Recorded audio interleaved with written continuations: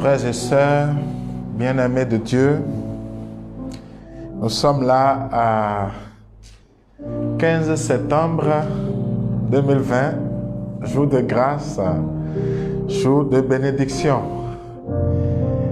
Et je voulais saluer tous ceux qui m'écoutent, qu'ils soient catholiques ou non. Je vais aborder un thème qui peut faire polémique. Mais nous n'allons pas laisser les polémiques nous empêcher d'accéder à la parole de Dieu. Hommage à Marie, Notre-Dame des douleurs. Parce que je suis conscient de quelque chose. Ce n'est pas tout le monde qui a accueilli Marie chez lui comme Jean l'a fait. Mais il est écrit dans la Bible de tout le monde que Marie était au pied de la croix et qu'au pied de la croix, Jésus a dit « Fils, voici ta mère et mère, voici ton fils ». Et Jean était donc le disciple, le seul parmi les apôtres à être au pied de la croix, je peux dire, c'est celui qui nous représentait en tant que disciple de Jésus. Même s'il y avait d'autres femmes, il y avait des femmes. Mais c'est le disciple qu'on dit que Jésus aimait le plus. C'est entre griffes, c'est comme ça que j'ai été appelé. Et c'est à lui que Jésus a dit, « Fils, voici ta mère ». C'est écrit dans toutes les Bibles. C'est aussi écrit dans toutes les Bibles que lorsque Marie a rendu visite à Élisabeth, sa cousine, l'enfant qui était dans le sein d'Élisabeth, Jean-Baptiste, a tressailli d'allégresse.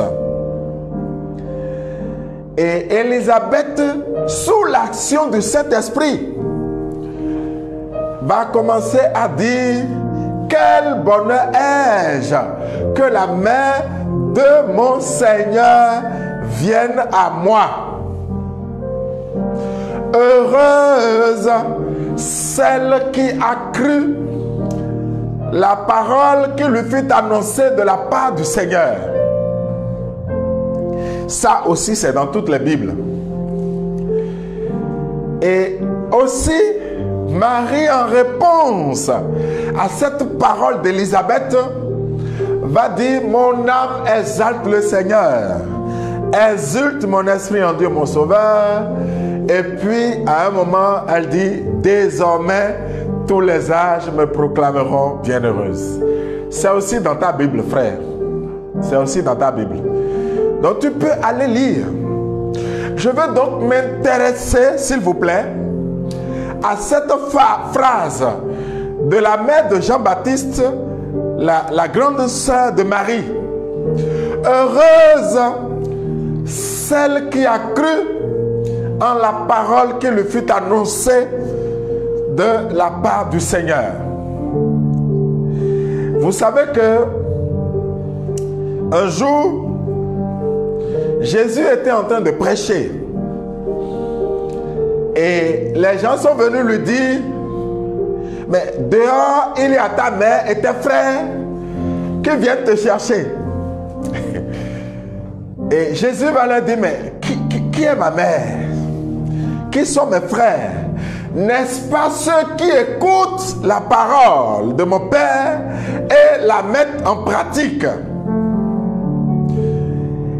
Et cette phrase de Jésus a donné l'impression que Jésus avait boycotté sa mère ou avait appelé sa mère à être comptée pour rien. Et j'entends beaucoup de développement, et j'ai dit que je ne ferai pas de polémique, je suis là pour annoncer la parole de Dieu.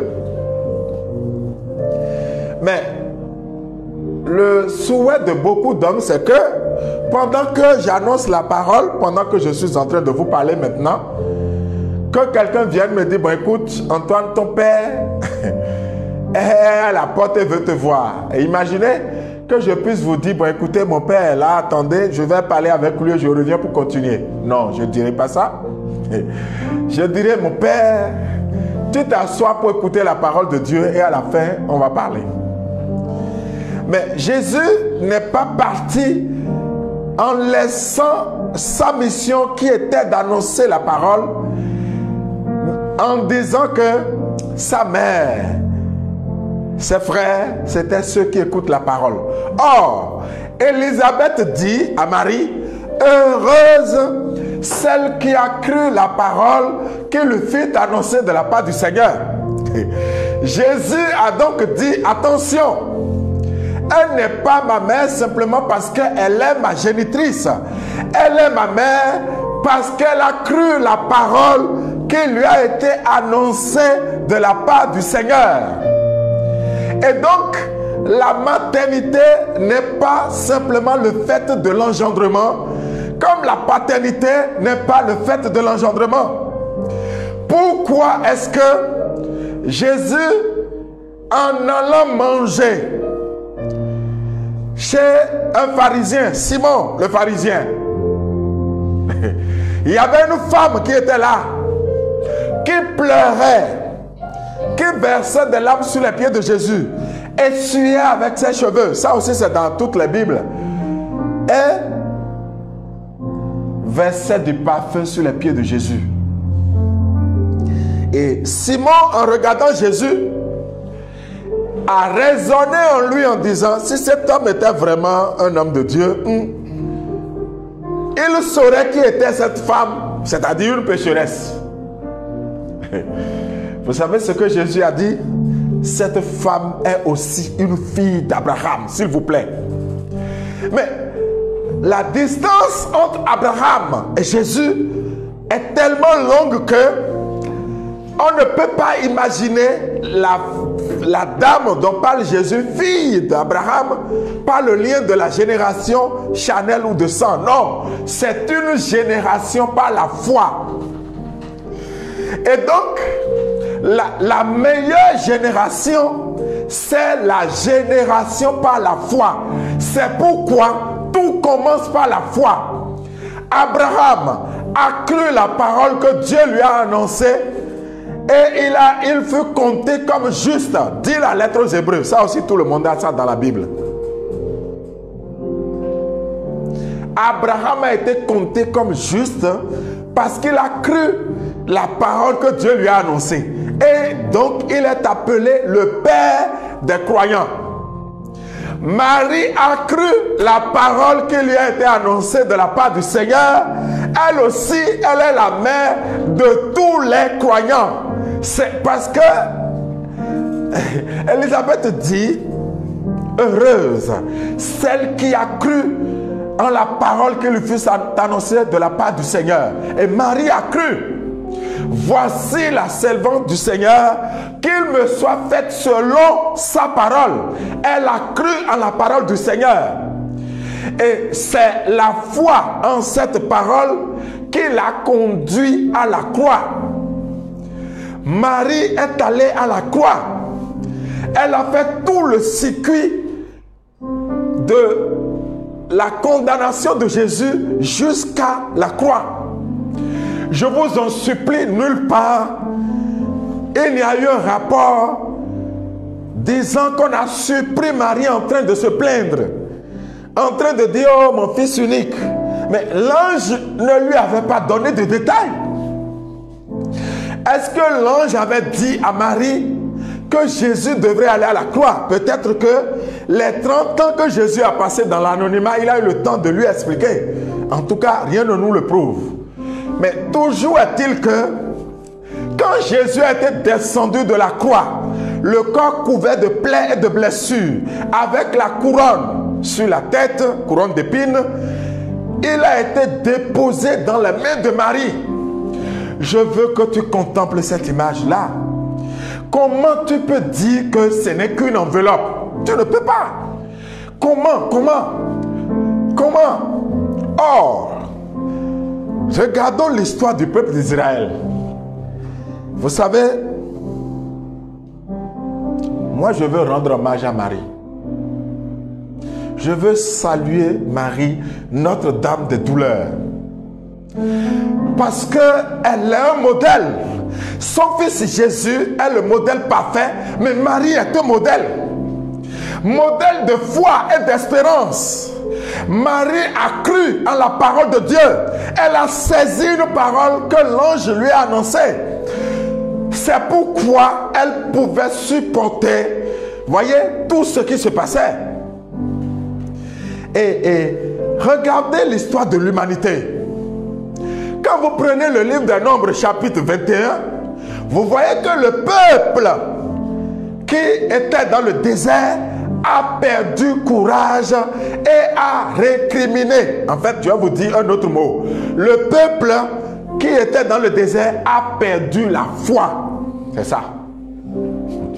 Le peuple a perdu la foi et s'est mis à récriminer en disant à Dieu: pourquoi tu nous as fait sortir d'Égypte? Et pourtant, c'est le même peuple qui, dans l'esclavage en Égypte, criait vers Dieu pour appeler Dieu à le délivrer. En disant: mais on a entendu parler de toi, Dieu d'Abraham, d'Isaac, de Jacob. Où est-ce que tu es? Finalement, Dieu intervient, les libère. Ils sont dans le désert et ils disent à Dieu: mais pourquoi tu nous as fait sortir de là-bas? Tellement il y avait des marmites, il y avait de grosses viandes, il y avait des concombres, on mangeait bien. Maintenant tu nous amènes au désert et puis nous sommes d'ailleurs fatigués de cette nourriture. Le peuple a perdu la foi. Et je vais vous dire quelque chose. Il y a eu des serpents brûlants et ces serpents ont mordu le peuple. Le même peuple est allé voir Moïse pour dire: Moïse, pardon, il faut aller dire à Dieu, vraiment, on n'a pas bien fait. Et quand Moïse est allé chez Dieu, Dieu va lui demander de lever un serpent en airain. Et tous ceux qui étaient mordus par le serpent regardaient le serpent élevé en airain et étaient guéris. Et ce serpent élevé en airain préfigurait Jésus-Christ qui devrait être élevé. Car Jésus même va dire: quand je serai élevé de terre, j'attirerai à moi tous les hommes. Alors, pourquoi je fais le lien? Jésus dit à Nicodème: nul n'est monté aux cieux sauf celui qui est descendu, le Fils de l'homme. En effet, Dieu a tant aimé le monde qu'il a envoyé son Fils unique afin que quiconque croit en lui ne meure point, mais ait la vie éternelle. Mais voici le jugement. Mais ceux qui croient au Fils de l'homme sont déjà sauvés, mais ceux qui ne croient pas sont déjà condamnés du fait qu'ils n'ont pas cru. Et il ajoute: car Dieu n'a pas envoyé son Fils pour que le monde soit jugé, mais pour que par lui le monde soit sauvé. Là, je viens de vous raconter Jean chapitre 3, versets 15, 16, 17, 18. Et regardez ce que dit Jésus. Jésus élevé, de quoi est-ce que Jésus élevé guérissait les hommes pour que tous les hommes soient attirés vers lui? De l'incrédulité. C'est de l'incrédulité. Parce que ceux qui étaient dans le désert, quand ils regardaient le serpent d'airain, ils croyaient vraiment que Dieu les sauverait. Et c'est leur foi retrouvée en Dieu qui les guérissait de la morsure du serpent. En réalité, toute incrédulité est le fait du venin du diable.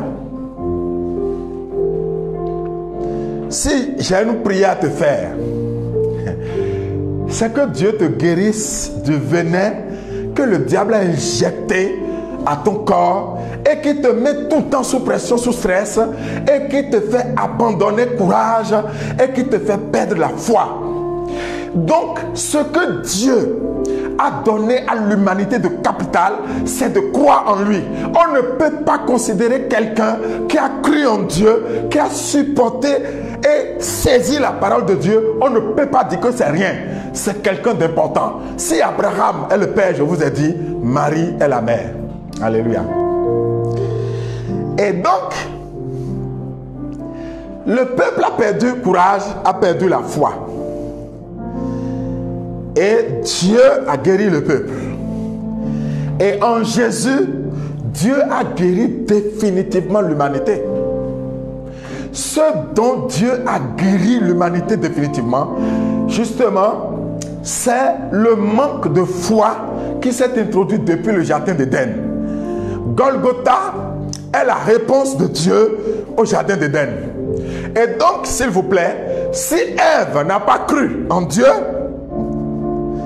et a abandonné Dieu, Marie a cru en Dieu et grâce à elle, son fils est venu. Comment on sait quand quelqu'un a cru en Dieu? Qu'est-ce qu'on appelle la foi? J'ai tellement entendu des personnes dire, oui, mais je crois. Non.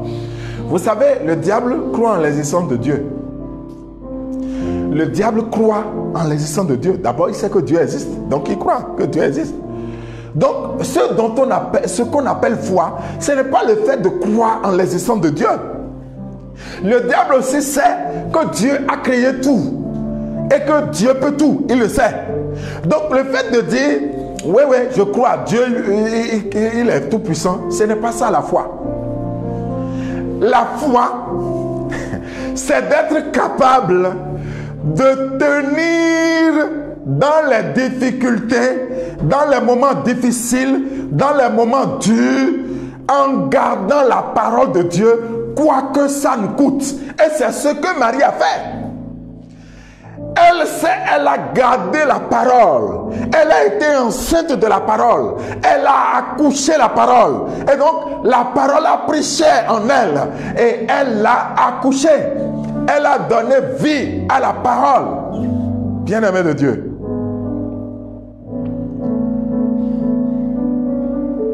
La parole, c'est Jésus. Et donc, en gardant cette parole, Marie n'eût été ébranlée par tout ce que Jésus endurait.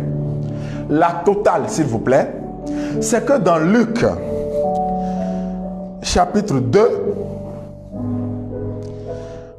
à partir du verset 33, le vieillard Siméon va dire clairement à Marie, « Vois, cet enfant doit amener la chute et le relèvement d'un grand nombre en Israël.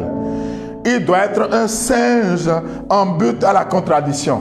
Et toi-même, une épée te transpercera l'âme. Et toi-même, une épée te transpercera l'âme. On dit, une épée te transpercera le cœur. » Est-ce que tu crois que c'est la parole de Dieu? Oui. Est-ce que tu crois que cette parole s'est accomplie? Oui. Mais où est-ce que la parole s'est accomplie? À la croix. À quel moment l'épée a traversé le cœur de Marie? C'est quand l'épée a transpercé le cœur de son fils. Le soldat Longin, quand ils sont venus pour briser les pieds de Jésus, comme ils l'ont fait aux deux voleurs, ils ont remarqué que Jésus était déjà mort. Il fallait quand même lui faire quelque chose. Le soldat Longin prit son épée et va transpercer le cœur de Jésus. En ce moment, le cœur de Marie a été aussi transpercé. Comment cela se fait? Parce que son cœur était uni au cœur de son fils. C'est parce que le cœur de Marie était uni au cœur sacré de Jésus-Christ. Les deux étaient unis. Et ça, ce n'est pas extraordinaire dans la foi. C'est quelque chose que Dieu nous demande. Celui qui s'unit au Seigneur, dit Saint Paul, fait avec le Seigneur un seul esprit. Et donc, Marie était un seul esprit avec Jésus. On ne peut pas dire que c'est rien. On ne peut pas dire qu'elle a une enveloppe. Je veux justement aujourd'hui que tu fasses l'effort de ressembler à ta mère, qui n'avait rien compris de ce que l'ange lui avait dit. Quelle jeune fille de 16 ans, elle avait environ 16 ans, pourrait comprendre une parole aussi profonde que celle prononcée par l'ange Gabriel, envoyé par le Seigneur, pour lui dire qu'elle devait être la mère du Sauveur? Quelle jeune fille de 16 ans? Prends une jeune fille de 16 ans et analyse, elle ne peut pas comprendre. Mais elle a cru simplement en Dieu. Elle savait que Dieu ne peut nous tromper, ni se tromper. La parole de Dieu est toujours vraie et efficace. Elle a juste saisi la parole. Et elle a gardé cette parole. Elle s'est installée dans la confiance. Grâce à cette parole, elle espérait en Dieu. Vous savez, la foi nous conduit à l'espérance. Puisqu'elle a gardé la parole, elle était convaincue que rien ne pouvait arriver si ce n'est la volonté de Dieu, si ce n'est ce que Dieu veut. Elle a juste gardé ça, malgré tout ce qui se passait, malgré le vent qui soufflait, malgré les douleurs, malgré les rejets, les critiques des pharisiens sur son fils, tout ce qui se disait. Marie entendait tout cela. Et elle méditait tout ça dans son cœur. Elle est allée au pied de la croix, s'il vous plaît. Elle est allée à la croix avec son fils. Voici que son propre fils a dit: celui qui veut venir à moi, qu'il renonce à lui-même et qu'il prenne sa croix et qu'il me suive. Qui peut me démontrer que Marie n'a pas pris sa croix? Marie a pris sa croix. Elle a porté sa croix. Elle est allée à la croix avec son fils. Et ça, Paul dit: si nous souffrons avec lui, mais avec lui, nous régnerons. Il a dit: si nous mourrons avec lui, nous vivrons. Mais si nous souffrons avec lui, nous régnerons. Est-ce que cette parole est dans ta Bible? Si oui, Marie a donc souffert avec Jésus. Elle règne maintenant avec Jésus. C'est pourquoi Marie est reine. Elle est reine des apôtres, reine des patriarches, reine de tous les hommes. Elle est finalement la mère des vivants, la nouvelle Ève. Elle est Marie, la fille de Sion. Alléluia. Et si moi j'étais à ta place, je devrais rendre hommage à une femme comme celle-là. Marie, notre mère. Donc Marie a souffert avec Jésus et donc elle règne avec Jésus conformément à la parole proclamée par Saint Paul, qui est la parole inspirée du Saint-Esprit. Et donc toute écriture est inspirée de Dieu, dit la lettre de Paul à Timothée. Et donc si Paul l'a dit, c'est que Marie règne. Et je veux que tu ne puisses pas te moquer de la reine. Au contraire, je veux que tu t'occupes de la reine. Je veux que tu accueilles la reine. Je veux que tu reconnaisses la reine. Je ne sais pas de quelle religion tu es, mais moi je suis catholique. Mais je ne parle pas qu'aux catholiques. Je parle à tout homme qui s'ouvre à la parole de Dieu, qui veut accueillir la parole de Dieu. Non pas un simple accueil, mais il faut se laisser engendrer par la Vierge Marie. Il faut se laisser accoucher par la Vierge Marie. On dit: fils, voici ta mère. Et donc, tu dois être maintenant celui à qui Jésus dit sur la croix: fils, voici ta mère. Fille, voici ta mère. Et mère, voici ton fils. Et pour que tu puisses accueillir Marie chez toi, ce qui signifie que si Marie est ta mère, c'est Jésus qui a dit, c'est pas moi. Jésus a dit que Marie était la mère de Jean. Et si moi je me reconnais en Jean, Marie est donc ma mère. Marie est aussi ta mère. Je dis que Marie est aussi ta mère. Maintenant, tu peux ne pas la reconnaître maintenant. Mais le fait que tu ne la reconnaisses pas ne signifie pas qu'elle n'est pas ta mère. Il peut y avoir des problèmes entre ta mère et toi qui font que tu ne veux pas l'accepter. Mais ça ne veut pas dire qu'elle n'est pas ta mère. Elle est. Parce qu'une mère, c'est une mère. Marie est mère. Et je veux que le monde entier proclame que Marie est mère. Non seulement elle est mère, elle est Immaculée Conception, proclamée par Bernadette Soubirous à Lourdes. Vous voyez? Et je vous dis aujourd'hui, c'est le moment où nous devons accueillir Marie chez nous et nous laisser engendrer par Marie et suivre ses pas. Regardez aujourd'hui comment nous perdons courage, comment nous perdons la foi.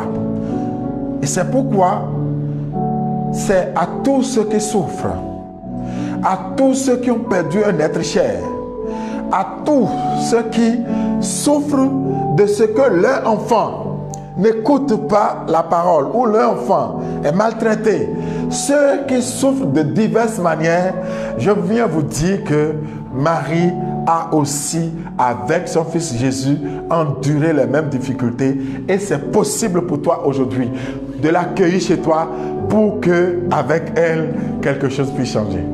Vous savez, Marie est mon modèle dans la foi. Et ça me permet d'aborder certains aspects des choses que nous, les chrétiens, nous vivons. Vous savez que quand Marie était à Cana, dans l'évangile de Jean au chapitre 2, à Cana, c'était donc à un mariage, noces de Cana. Mais j'ai été surpris, agréablement, que Marie n'ait pas dit à Jésus, donne-leur du vin. Marie n'a pas dit ça. Marie a dit, ils n'ont plus de vin, point.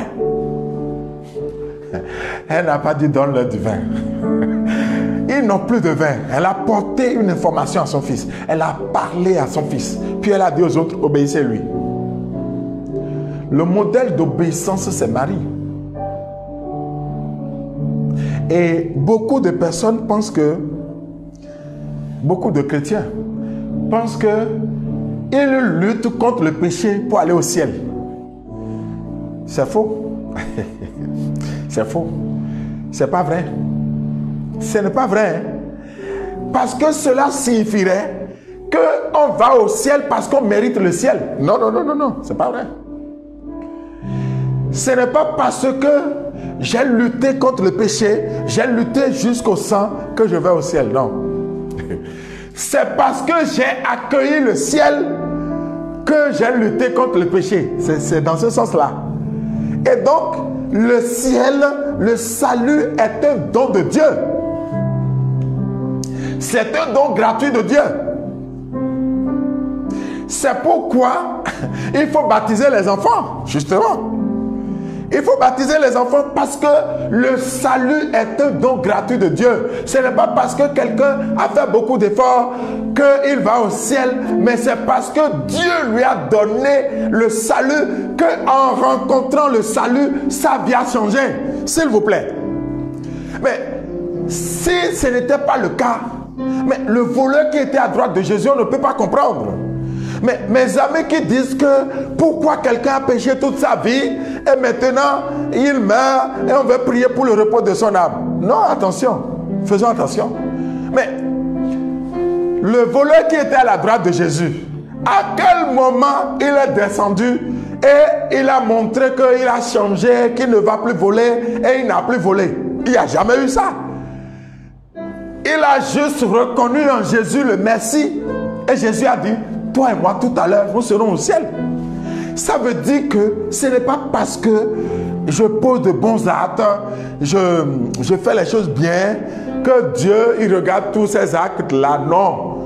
Ces actes sont le témoignage de ce que j'ai reçu le Christ. Ces actes me révèlent à Dieu que je l'ai choisi. Sinon, si ce que nous croyons était vrai, nous sommes sous le régime de la loi. Les gens vivent en disant, ah, Dieu a dit de ne pas faire ça. Ah non, je ne le fais pas. Mais il n'y a pas l'amour. Il n'y a pas l'amour. Comment vous pouvez comprendre? S'il vous plaît, comment vous pouvez comprendre qu'un garçon demande l'héritage à son père, il s'en va, il revient. Le père n'a pas dit, je te mets en observation. C'est Jésus même qui raconte ça dans Luc chapitre 15. Le père n'a pas dit, je te mets en observation pour voir. Parce que tu m'as déjà trompé une fois. Il se pourrait que tu me trompes encore une autre fois. Mais tout de suite, quand le garçon est revenu, le père l'a installé dans tout. Le père n'a pas craint qu'il se comporte encore mal une autre fois. Ou qu'il redemande encore l'héritage une deuxième fois. C'est parce que le salut de Dieu est un don gratuit que Dieu a fait à tous les hommes. C'est clair.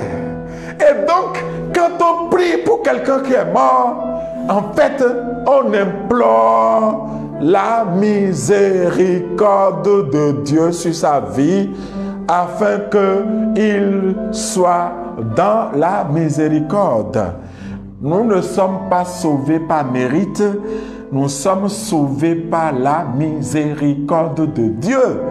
Le cœur de Dieu, parce qu'aucun homme n'a prié en demandant à Dieu, s'il te plaît, vu que notre faute est énorme et que nous allons mourir, voudrais-tu envoyer ton fils pour venir payer? Aucun homme qui va me dire qu'il a prié pour ça. C'est Dieu qui librement, en toute souveraineté, a décidé d'envoyer son fils, le Verbe de Dieu qui a pris chair en Marie, par l'opération du Saint-Esprit pour nous sauver. Aucun homme n'y a pensé.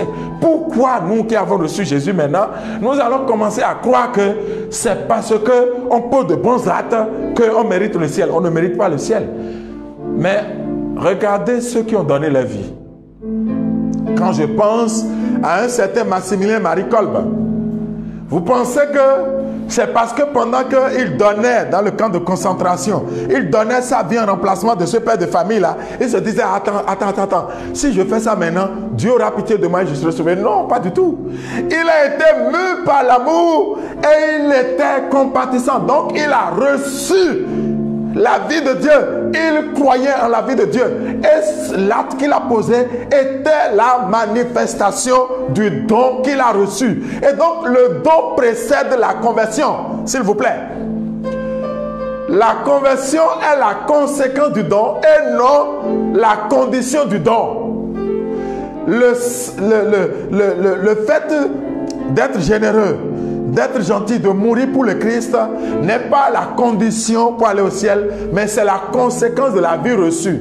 Si tu avais reçu vraiment la vie de Dieu, tu mépriserais ta propre vie pour cette vie que tu as reçue. Et c'est pour la vie que tu donnes est le témoignage. C'est d'ailleurs pour ça qu'on t'appelle témoin. Témoignage que tu as reçu la vie de Dieu. Et celui qui a vraiment reçu la vie de Dieu, plus rien n'a plus de valeur pour lui. Et c'est ce que je voudrais que nous fassions. Marie l'a fait. Elle a reçu. D'ailleurs, l'ange lui a dit, réjouis-toi Marie, comblée de grâce. Elle était comblée de grâce. Elle était remplie du don de Dieu. En fait, elle était remplie du Saint-Esprit. Et donc, elle avait tout. C'est pourquoi elle a aussi tout donné. Abraham avait aussi tout. C'est pourquoi il a pu donner son fils Isaac. Regardez la phrase que Dieu lui dit. Donne-moi ton fils, ton unique, celui que tu aimes. Regardez l'ordre dans lequel Dieu dispose la chose.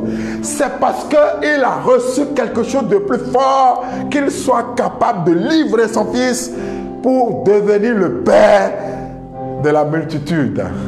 Marie va poser le même acte en livrant son fils à la croix pour devenir la mère de la multitude. C'est pourquoi j'ai une bonne nouvelle pour toi.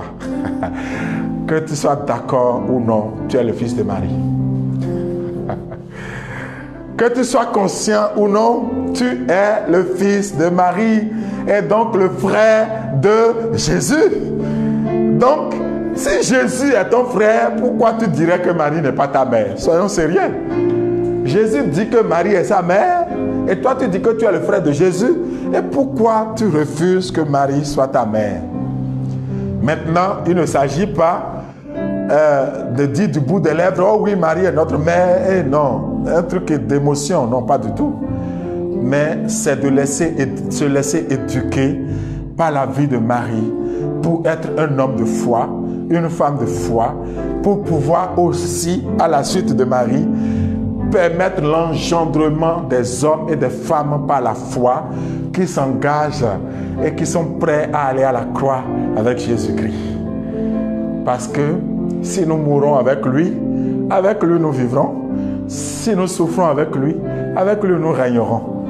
Et ça touche tous les aspects de notre vie. La vie matérielle, la vie spirituelle, c'est tous ces aspects que ça touche. Il faut que tu ouvres ton cœur et que tu donnes ton cœur à Jésus. Pas Marie. Que tu donnes ton cœur à Jésus, pas Marie, notre mère. J'ai une pensée pour toi qui souffre, une pensée pour toi qui a beaucoup de problèmes, mais je te confie à Marie. Mais qu'est-ce que Marie même fait? Elle te confie à son fils Jésus, et par Jésus, tu atteins le trône du Père. Et alors le Père pourra décider ce qui est bon pour toi, ce qu'il faut pour toi, pour que ta vie puisse refléter sa gloire. La gloire de Dieu, c'est l'homme vivant, c'est l'homme debout. Mais la gloire de l'homme, c'est la vision de Dieu. Et donc, l'homme n'est heureux que quand il voit Dieu. Je veux bénir Dieu pour ce qu'il nous a donné de savoir aujourd'hui. Et je veux bénir Marie, notre mère, Notre-Dame de douleur, qui ne fuit pas les douleurs, mais qui est là avec nous. Alors on va chanter.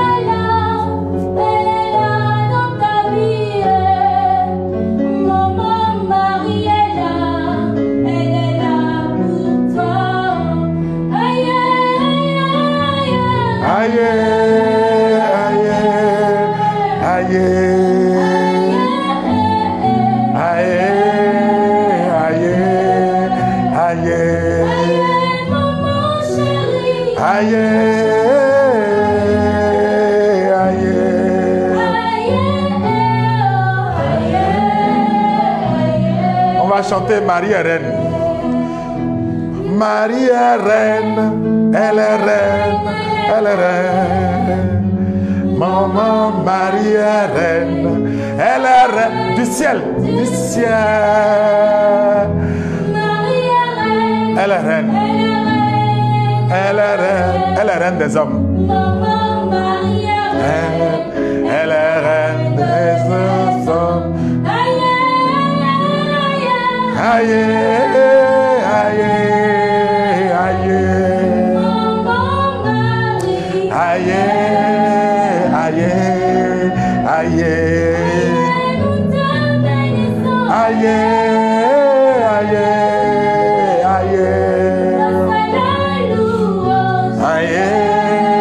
aïe, Maman Marie est mère. Marie est mère, elle est mère, elle est mère. Maman Marie est mère. Elle est mère de Dieu. De Dieu. Marie est mère, elle est mère, elle est mère. Maman Marie est mère, elle est mère. Aïe, aïe, aïe, aïe, aïe, aïe,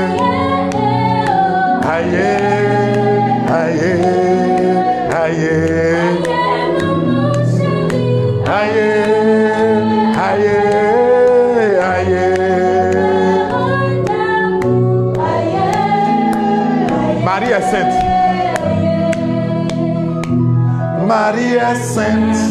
Elle est sainte. Elle est sainte. Marie est sainte, elle est sainte, elle est sainte.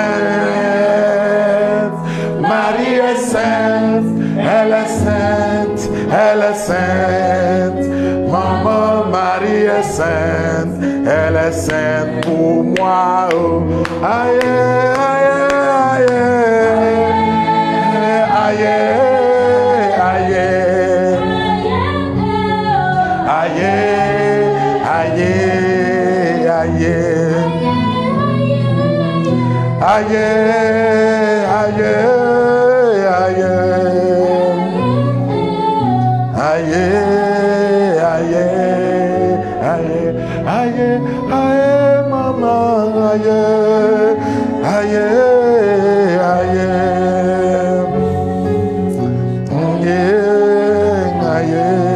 aïe, aïe. Vous savez, frères et sœurs, j'ai une pensée pour les personnes qui, à cause des difficultés avec leur mère, ont du mal à accueillir une mère, afin que, en ce jour, hommage à Marie Notre-Dame des douleurs, ces personnes, je veux dire, soient guéries de la douleur, des difficultés avec leur mère. J'ai une pensée pour toute personne ayant perdu sa mère, précocement ou, je ne sais pas, mais qui en souffre, afin que Marie soit maintenant votre mère, que votre mère soit morte ou vivante, que Marie soit ta mère, que le vrai cordon ombilical spirituel soit celui qui te relie à Marie, parce que avec Marie, tu es né en Jésus, l'unique engendré, s'il vous plaît, le Fils du Père, celui en qui nous sommes fils de Dieu. Et je veux penser aussi à tous ceux qui désirent être mères, mais qui ne le sont pas, parce que Marie est mère, afin que Marie puisse obtenir pour elle la grâce non seulement de la maternité physique, mais d'abord la grâce de la maternité spirituelle. Que Marie intercède pour chacun, que Marie obtienne pour chacun selon le cœur de Dieu. Elle qui sait toucher le cœur de Dieu, comme elle a touché le cœur de son fils à Cana, qu'elle puisse offrir chacun à son fils, pour que par son fils, le Père puisse jeter son regard de miséricorde sur nos vies et sur toute personne qui crie vers Dieu et qui a l'impression que Dieu ne l'entend pas. Ce n'est qu'une impression, Dieu entend toujours. Car un pauvre cri, le Seigneur l'entend et le délivre de ce qui l'angoisse. C'est le psalmiste qui l'a dit dans le psaume 33. Donc Dieu entend toujours ce que tu dis, même si tu as l'impression qu'il ne te répond pas. Que Marie intercède pour toi, afin que tu puisses être rempli d'espérance et que tu espères en Dieu. Que tu espères en Dieu.